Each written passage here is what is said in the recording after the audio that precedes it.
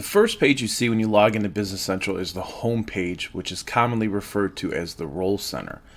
This page is arguably the most important page within Business Central because it's the page that's going to direct you in the right direction to accomplish your job role. And that's why Business Central allows you to show, hide, move, or edit the different sections of the page so it can become less cluttered, which means there's less of a chance of making a mistake, and ultimately you become more productive. All right, you can see I'm on the home page, aka the Role Center for Business Central. And a simple way to actually just personalize this is just click the gear in the upper right hand corner, select personalize. You'll see this ribbon appear at the top.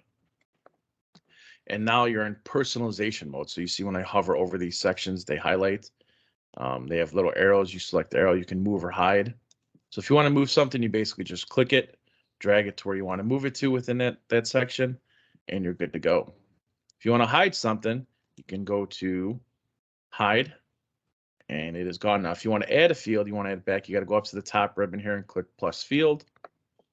You'll see all the fields that are able to be added to this section. And all you really do is just click something, drag it, and drop it in. There it is right there. So, all right, there you have it.